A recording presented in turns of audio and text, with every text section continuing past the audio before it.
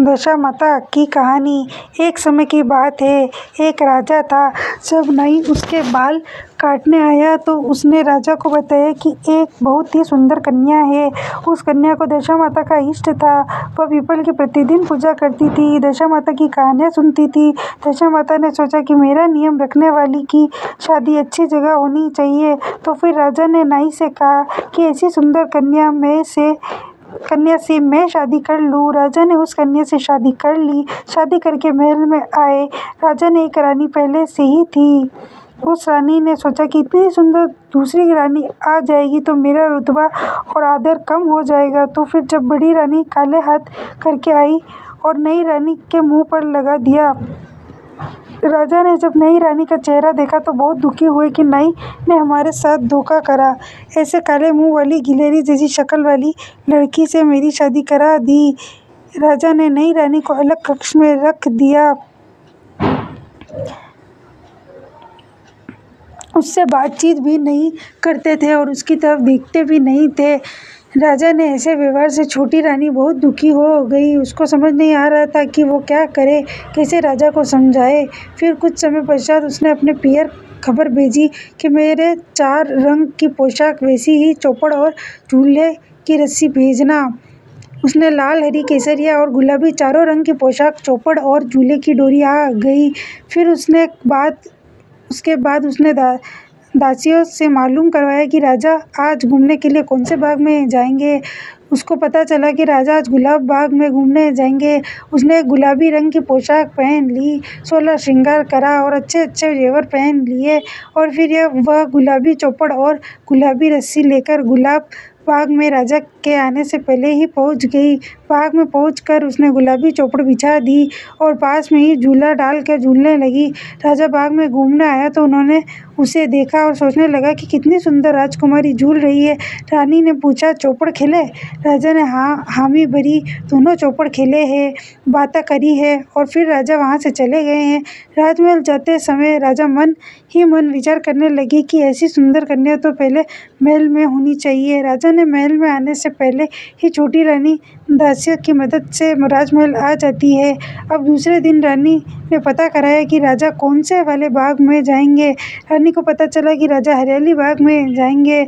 उस दिन रानी हरी पोशाक पहनकर और 16 श्रृंगार करके हरी चौपड़ हरी रस्सी लेकर दासियों के साथ में लेकर बाग पहुंच गई। चौपड़ बिछाया, झूला लगवाया और झूलने लगी। राजा के आने पर दूसरे दिन भी वह पूछती है, चौपड़ खेले? राजा कहते हैं हाँ खेलते हैं। तीसरे दिन वह लाल बाग में गई, लाल पोशाक पहनी, लाल चौपड़ ली और लाल रस्सी लेकर गई। और फिर चौथे दिन केसरिया पोशाक पहन कर केसरिया चौपड़ और रस्सी लेकर केसरिया बाग में गई। राजा उस पर बहुत ही मोहित हो गए। अब पर राजकुमारी को तो मालूम था तो वो शर्माती नहीं थी। अगली रात रानी ने चारों पोशाकें, रस्सी और चौपड़ सब रानी के कक्ष के बाहर बरामदे में रख दिए और उंगली के चीरा लगाकर हाय हाय करने लगी।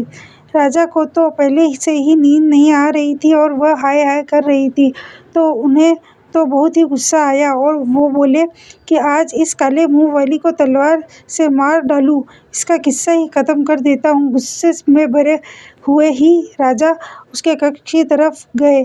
उसके कक्ष के बाहर राजा क्या देखते हैं कि चारों रंग की पोशाक, चौपड़ और रस्सी पड़ी है। राजा को यह सब वहां देख कर सोचने लगे कि यह सब तो उस राजकुमारी के हैं। वो सोचने लगे कि ये सब यहाँ कैसे आ गए।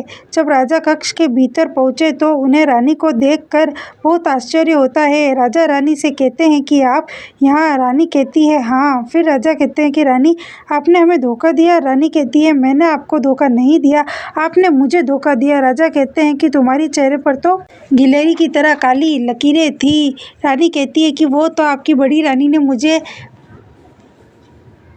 प्यार करते समय लगा दी थी।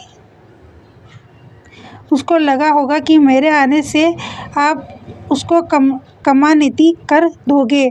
छोटी रानी फिर बोलती है कि मेरे तो दशा माता का इष्ट है, तो दशा माता ने मेरी लाज रखी, वरना मुझे तो मरना पड़ता। राजा कहते हैं, रानी आप पूरी बात पहले ही बता देते तो आपको और हमको इतना दुख नहीं देखना पड़ता।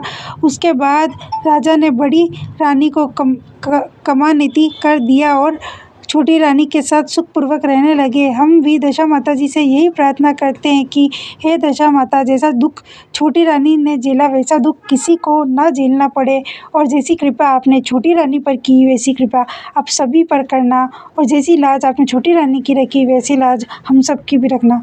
जय हो दशा माता।